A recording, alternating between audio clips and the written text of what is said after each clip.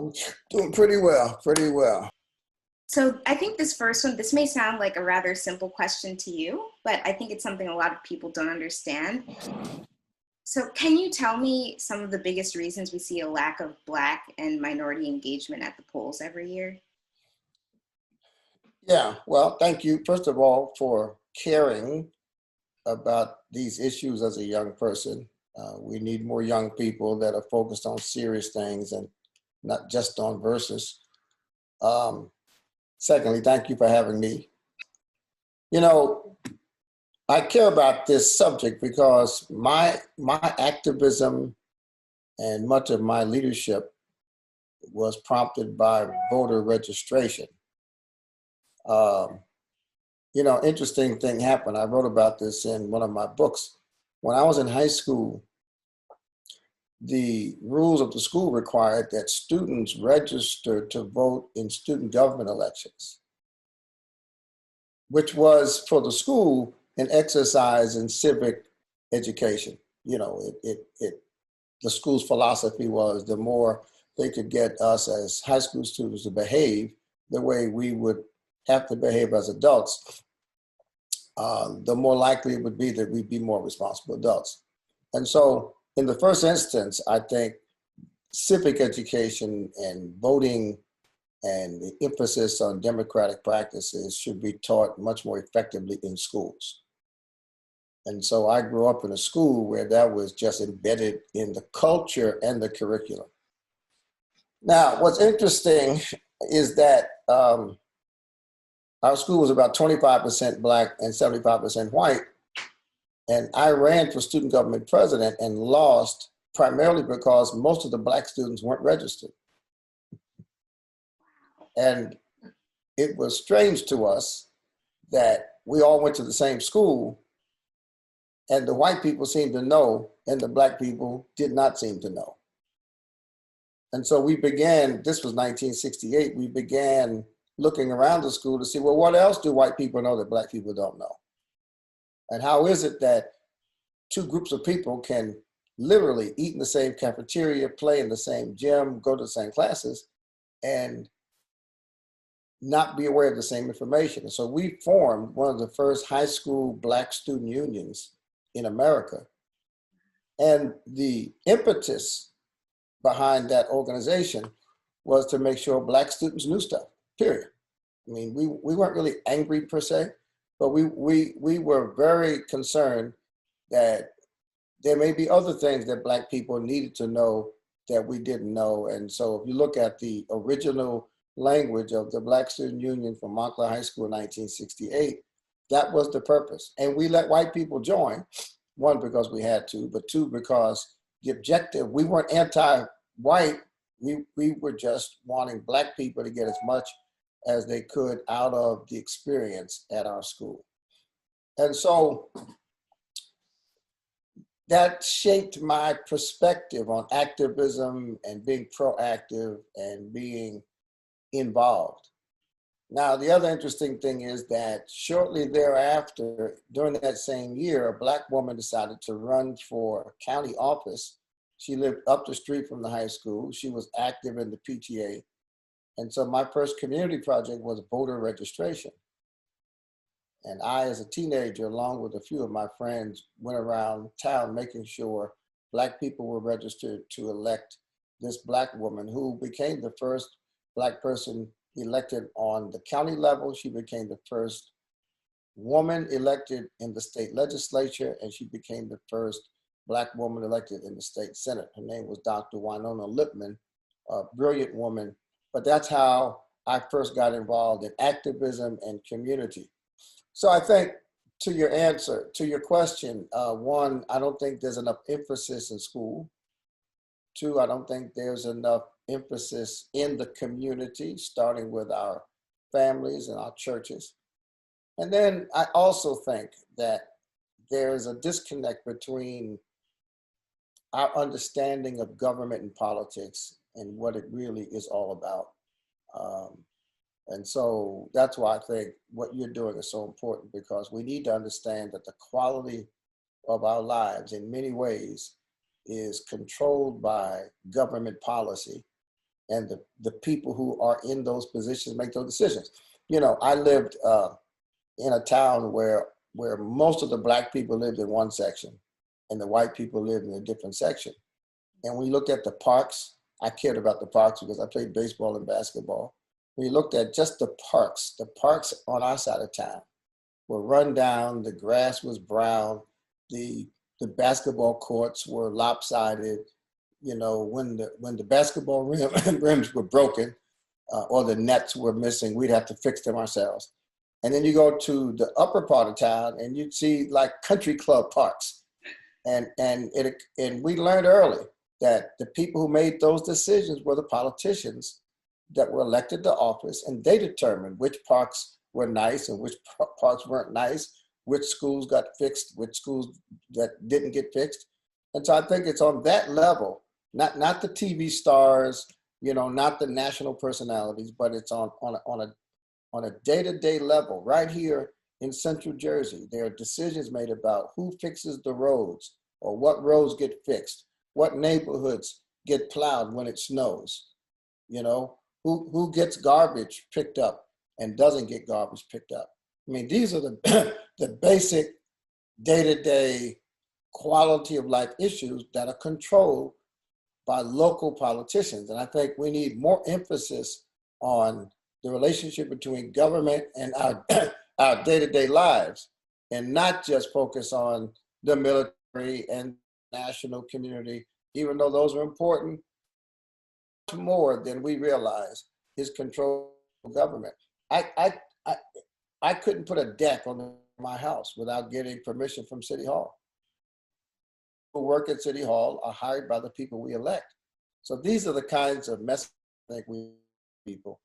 And if we do, then we'll be able to motivate more people, because the issues that would drive them to vote would be much closer to home. So yeah, that's a big part of it. Got it. So aside from that lack of information, in terms of going to more about voter ID laws, can you tell me how any organizations or politicians or individuals you know are working to remove the obstacles put in place by those laws? Well, if you read the book, which is, I think, the best written book on voting in America, called The Right to Vote. It's a marvelous book. It just talks about the history of voting in the country. What you will learn from that book, and what you'll see if you really observe carefully, is that historically, the people who have advocated for expanding the franchise or expanding the right to vote have been the people who felt that they would benefit politically from that expansion. And the people who have opposed making voting more accessible and making it more available are those who thought that that expansion would impact them negatively on election day. See what I mean? Right.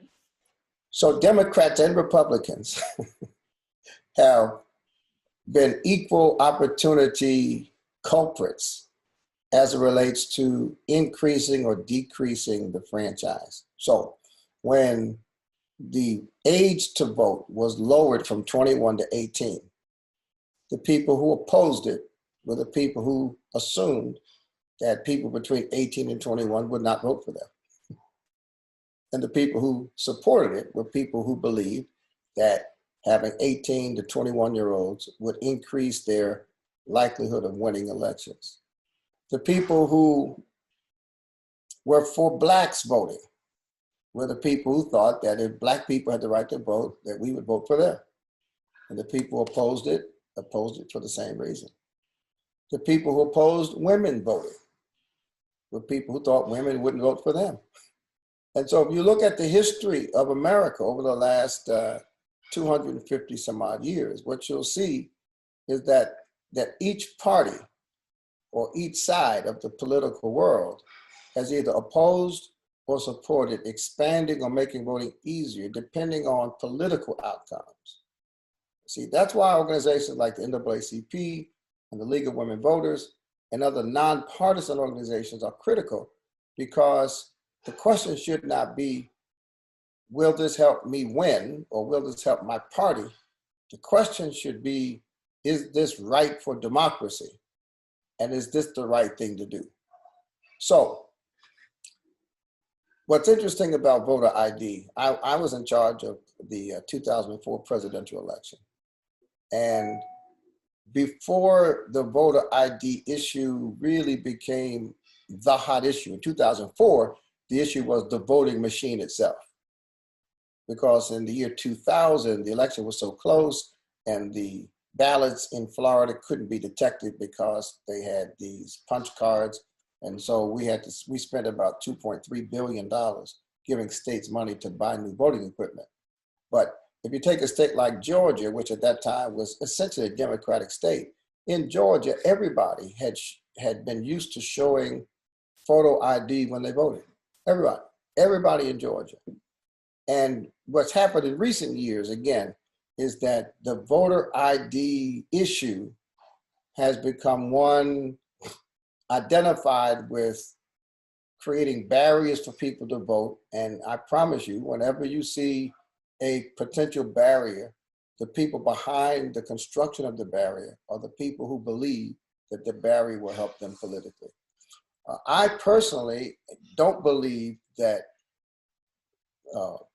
photo ID is in and of itself a barrier to voting or undemocratic, because we've been doing it in so many places. But I do believe it's been manipulated and used in various places. And that's why I think we need national voting standards, because today we treat elections as though we're a state that's just next to another state as opposed to a nation. You know, I went to Venice 2004 to represent this country at a global conference on democracy. And what I discovered there was really embarrassing, because many of the former communist Eastern European countries that had just become democracies were literally much better at managing voting than we are. India had a much more sophisticated, unified national voting system than we do. And India has over 1 billion people, Mexico. And so, you know, I left there feeling a bit embarrassed, because some of the countries that we kind of thought we were superior to were actually doing a better job at the core democratic practice of voting. Moving on from there, this one is a little political, so you don't have to answer if you don't want to. But so if President Trump continues to succeed in slowing the mail system and cheat mail-in votes, is there anything we can do to circumvent that? Or if not, what is our next step? Yeah, well, I think, as most people know, the United States Postal Service is a troubled organization, and that's not new. My wife just told me last week that someone she knew mailed a letter or package to someone else. I think her brother. Her brother mailed a package to her sister. Her brother's in Virginia, her sister's in New Jersey, and it took 4 weeks to arrive. You know, I mean, you have to know that if the Postal Service were really efficient, there would have been no room for UPS or Federal Express. I mean, the fact is, whole industries have grown up taking advantage of the weaknesses of the postal system. That's just a fact. And that's exacerbated by the fact that we now don't mail as much. We do email, and we have DocuSign. So you can sign a legal document electronically. We have PDF attachments. And so there's just not as great a need for the post office as there used to be. So having said that, here you have an organization that is shifting in its purpose and its function, in its business model. And now you have a pandemic, which is going to make it mandatory that many, many people vote by mail. Well, the state of Oregon has been a vote by mail state for years. 100%, they have no voting machines at all. In our state, in the state of New Jersey, we have essentially three options. You can ask for an absentee ballot. The state Secretary of State is going to mail a ballot to every citizen, and then there'll be polling places that you can go and vote physically. If the Postal Service is incapable of sending a package, then you have to wonder if the Postal Service really has the capacity to service an election in an efficient way. So I am concerned. I think the members of Congress that are concerned are trying to get more resources to the post office and the Postal Service to ensure that they have the ability to actually service the country, assuming that we'll have more mail-in ballots than ever before. But I don't want to discourage you, you know, but you're young, so you shouldn't get discouraged. The way we vote on election day, November 4th, and the role of the Postal Service is just the tip of the iceberg in terms of the managing of elections. We have 400,000 polling places in the country. We've never had enough poll workers, and most poll workers, when I was in office back in 2004, I think the average age of a poll worker was 65 years old. So we don't have enough poll workers. We vote on Tuesday. I urge Congress to pass a law to make Election Day a holiday so people don't have to choose between going to work and going to vote. Sometimes people go to work, and by the time they get done, it's just too late to vote. I urged, if we didn't have a holiday, I urge corporations, Oprah Winfrey has done this, by the way, to give their employees a day off so they can vote on Election Day. One of my recommendations as chair of the Elections Commission was to have voting on weekends. So people don't really have to take off from work, since most people work during the week.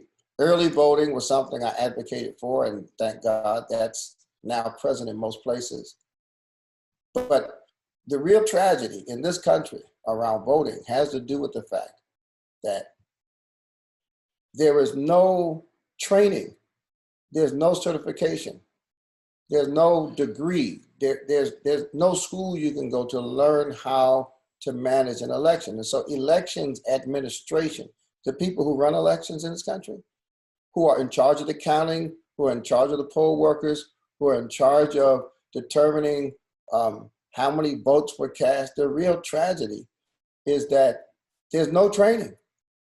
And in most states, what you'll find is that it's Harry's cousin. If Harry's the mayor, his cousin is in charge of elections. You know, if Mary is the county commissioner, you know, her niece. It's a very unprofessional, unsophisticated, unregulated industry. And it's an embarrassment. It's an embarrassment for a country that has spent money and dropped bombs all over the world in the name of promoting democracy.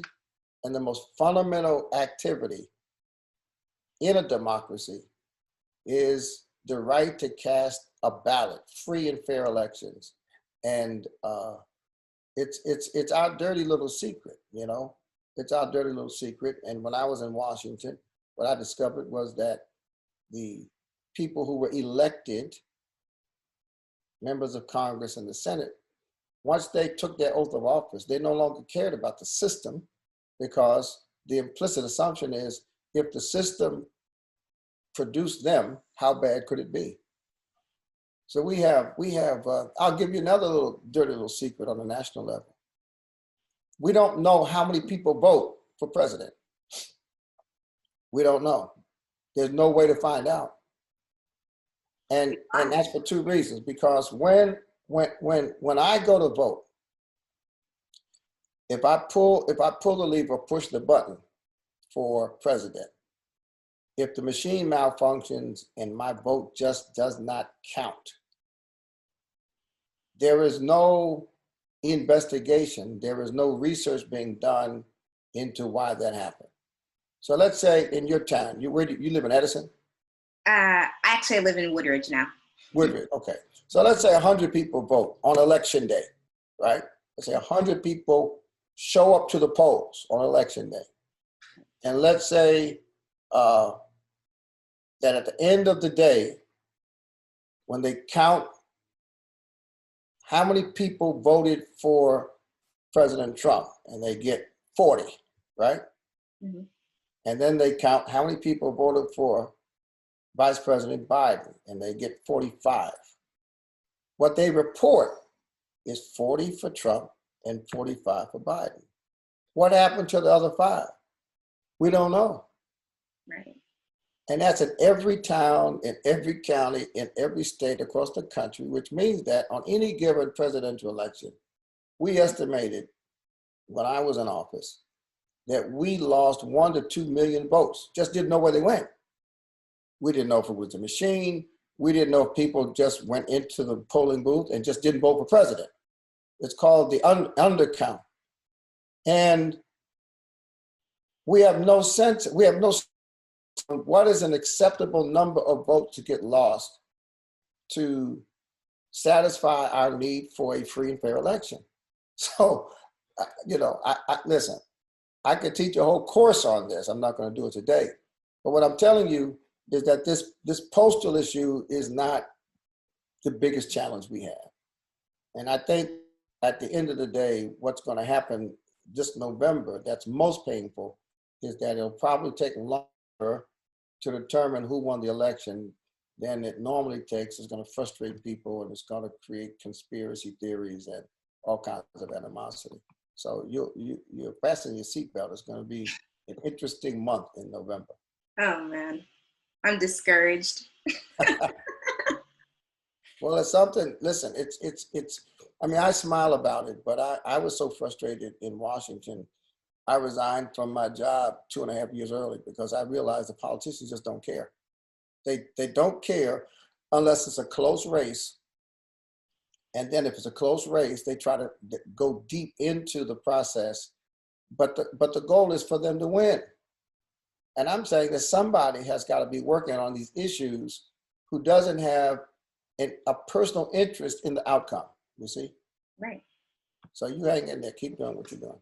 All right, so shifting focus a little, some of those who lived through the 60s, you were in civil rights yourself, are saying the millennials who are leading the charge right now in terms of protests aren't organized enough.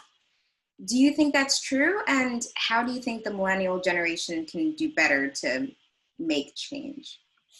Well, I think the social protest movement today is getting more and more organized every day. And I think that when my generation says that the millennials are not organized enough, first of all, most of them weren't organized or even active. So that's number one. But they're generalizing. There's Sean King, who's very organized. Sean King is one of the activists that came out of the Ferguson conflict. And Sean King has decided that his focus is going to be to travel around the country and help as many of the 2,300 district attorneys who are running for office either stay in office, leave office, or be elected to office. That's very focused. It's very focused. Much of the social protest is aimed at police reform. Now, they may not say it the way we say it, but I think the general consensus is policing in America has to change. And I think it's a bit arrogant to assume that the millennials or the protesters or the activists must have all of the answers. Yes, I would love to see a little more strategy. And I think as the weeks and the months have unfolded, we've seen more and more strategy. The young guys in the National Basketball Association, they responded impulsively to what happened in Kenosha, Wisconsin. They walked off the court, and then they had meetings, one of which was with President Obama, and they started thinking strategy, and they went back on the court. Now they're doing some different things. So I'm not overly critical of the young activists And what I've tried to do is to help them with strategy to the extent that I've been asked to. But I think what has been significant is that this generation of young people has at least made it clear that they care about the issue of social justice. And they have put elected officials on notice that they're not going to allow young women like Breonna Taylor to be killed in their own homes and say and do nothing.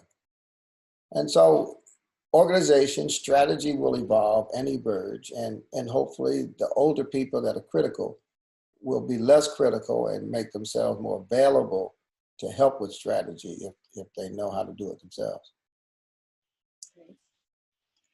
All right, so as you mentioned, a lot of millennials have been attacking police reform, but of course there is far more injustice in the system past policing as well. So do you think it makes sense to focus on police reform, or is there something else we should be speaking to more in the bigger picture? That's a great question. I do think police reform is a critical issue. In 1967, there was a presidential commission called the Kerner Commission. And the Kerner Commission was appointed by the president to determine why there were so many riots and other forms of rebellion in cities around the country. And when the Kerner Commission, which was chaired by a governor, I think from Michigan, came back, one of the things the Kerner Commission said was that we basically live in two Americas, one black, one white, and it pointed to police brutality as a core issue impacting the country in general and race relations in particular. I think the issue of police behavior, police philosophy, and policing is a critical issue. And I think it has to be addressed. These people work for us. They have badges and guns. They are the authority of the government. And I think the way they are trained, the way they are hired, the way they are monitored, the way they are evaluated, the way they are promoted, the way they are rewarded is in the public interest. I was in China a few years ago, and in China, we visited Tiananmen Square, where the democratic uprising was forcefully put down by law enforcement there.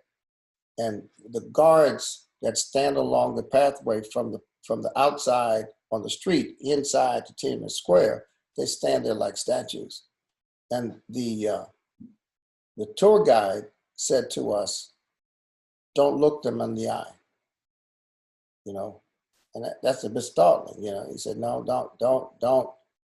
If you look them in the eye, it could be interpreted as disrespectful or worse." Well, that's China, and I was just visiting China, but who would want armed police officers with badges and guns, who you can't speak to, and who you can't look in the eye? These people, it's almost as if they're not human. So I do think I have spent many days of my life protesting police misconduct, police brutality, and it's particularly disheartening when there is such a disparate treatment when you look at how a white person's treated versus how a black person's treated.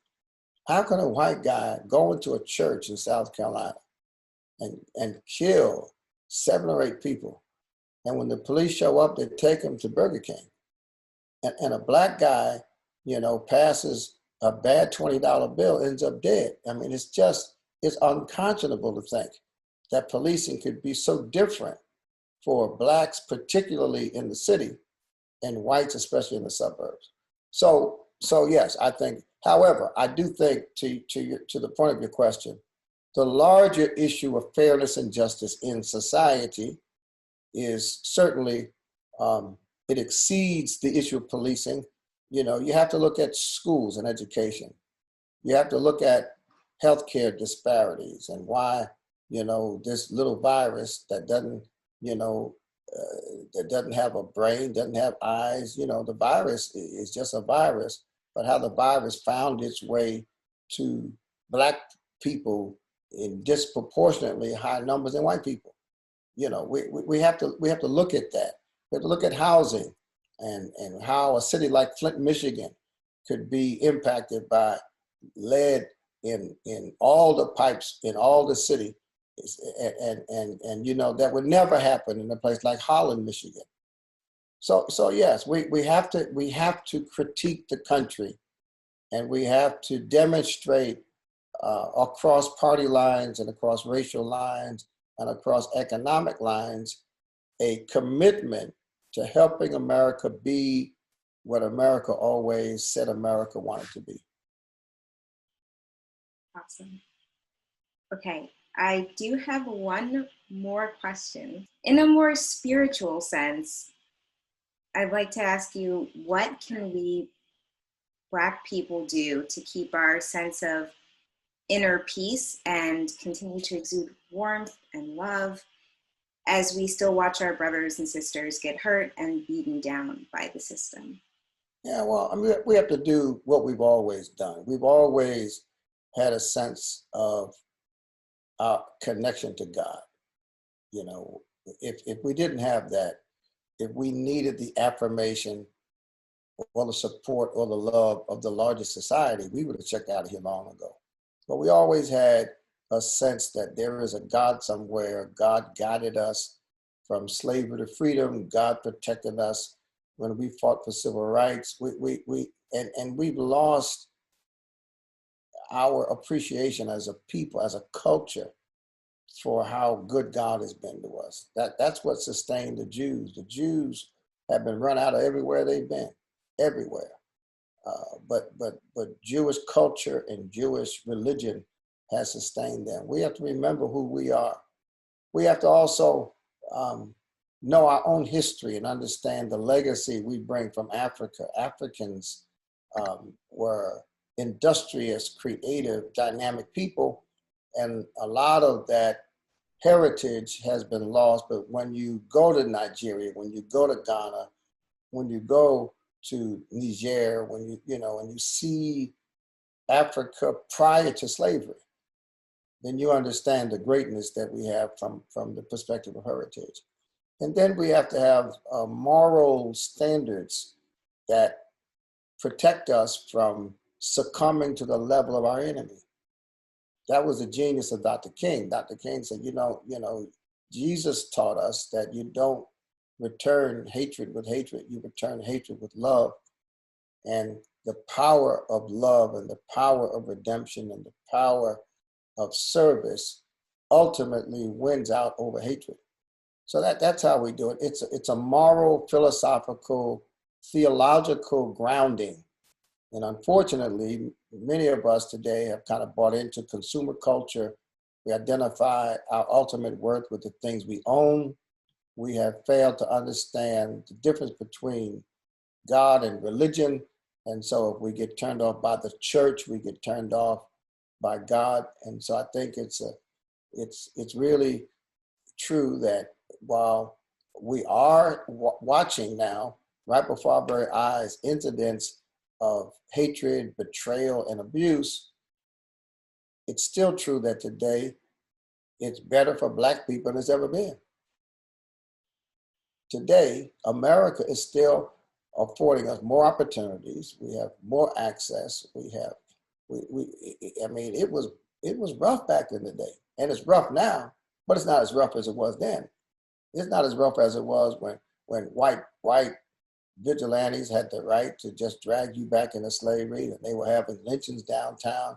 In 1921, they burned out a whole Black neighborhood in Tulsa, Oklahoma. 1919, they burned out a whole neighborhood in Chicago. So, it's tough, but if our grandparents could make it through what they made it through, we certainly can make it through what we're going through. That is perfect. Thank you. All right, my dear. Keep up the good work. I will. Thank you. God bless you.